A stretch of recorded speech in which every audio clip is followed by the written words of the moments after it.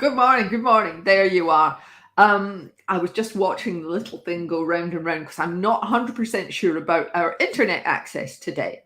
But hello to you if you're watching live, and hello if you're watching on catch up. As you can tell, it's holiday season, so I've come down with a cold and a cough, but don't worry, Lemsip. Yes, there may be other lemon and honey drinks available, but I'm sure none are quite as effective, at least in terms of placebo effect, as our dear friend Lemsip. In fact, if we were to have like a coat of arms for the business, Lemsips would be on it, I'm quite sure. Anyway, I hope you're well at least and that you're having a lovely, lovely Christmas holiday.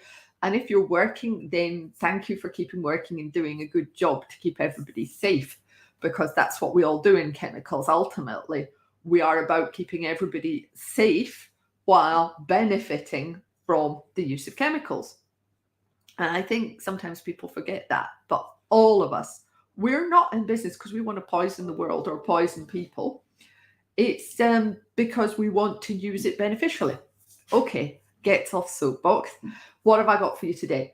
Well, the first thing is the reminder that usually goes at the end. I'm going to put the sign up to the newsletter at the start. Otherwise, I'll forget it because I've got the cold. So bear with me. But one of the things I'm talking about in today's newsletter is the fact that we've had an enormous gas bill. Now, I know a lot of people hate landlords, and yeah, don't hate me for this. It is actually my pension. I didn't fancy it being on various stock markets. So it's only a very modest property, and we've been doing it up over the past year. And all of a sudden, we get a gas bill for the thick end of £5,000. And so I rang them up, and they were like, "Oh, don't worry about it. It's going to, it's all going to be sorted out the next bill." There's a, there's a query on it, which idiot me thought meant they aren't going to take the full amount. This morning, they have. Now we are really, really lucky because between us, we are able to put the money into my account, and overdraft message from the bank and all the rest of it. So we've managed to get it sorted out.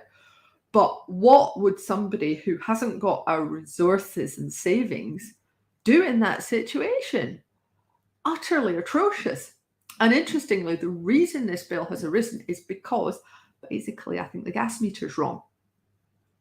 We have run the central heating to get the damp cleaned out because we've been doing the house up. We've had a few damp problems, so of course we had to run the central heating on low to dry the house out, but it hasn't been running at full whack. And yeah, so I set it on the setting that we'd run it at 24 hours for a while back in the spring, luckily, when costs were cheaper. And it came out as something like 65 cubic meters of gas, which I'm pretty sure is wrong, but we need to get several things in place to be able to work it out. What I can tell immediately is that the kilowatt hours that represents is more than the rating of the boiler itself, like significantly more, like about double. So we know there's a problem. And then the boiler wasn't on at full chat. Good news is, should be getting the boiler serviced next week. We can check the fan speed at that rating, that temperature that it was set at. And then there's a lovely calibration curve in the manual. So then what we can do is we can go, oh yes, this is the kilowatt rating and this is how much is actually being used. But what it must be like for civilians, people who don't have the same resources or don't spend their lives in Excel and thinking about things like this, I don't know.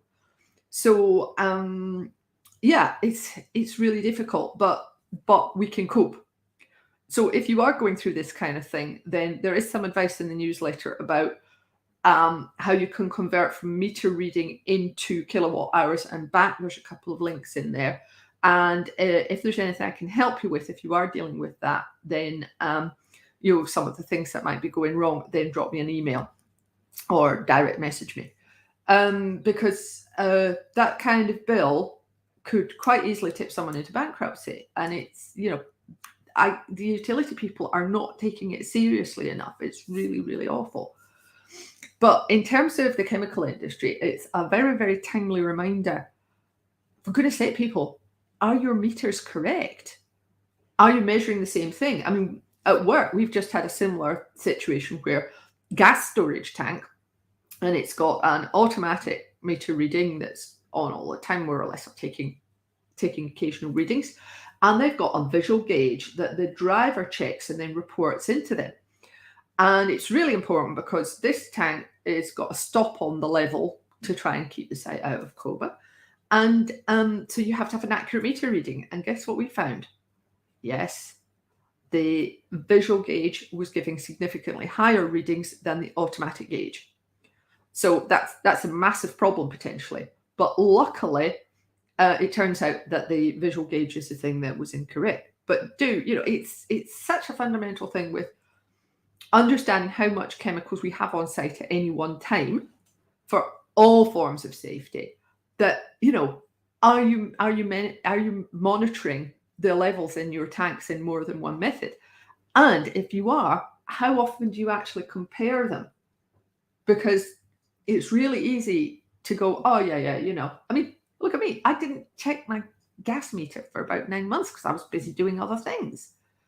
And then that's blown up in my face. And likewise, our clients hadn't compared because they hadn't graphed what was going on. And every so often there's a tanker delivery and it goes up and then comes back down again immediately.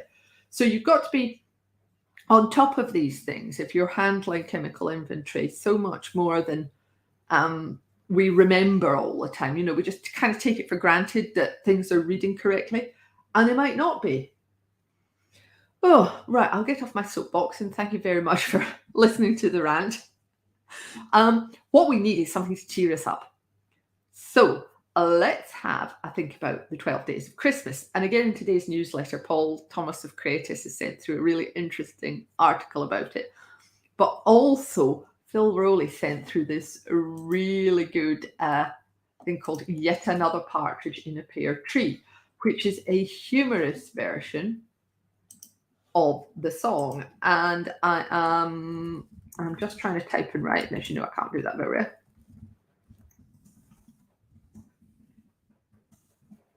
But I hope you enjoy it as much as I have.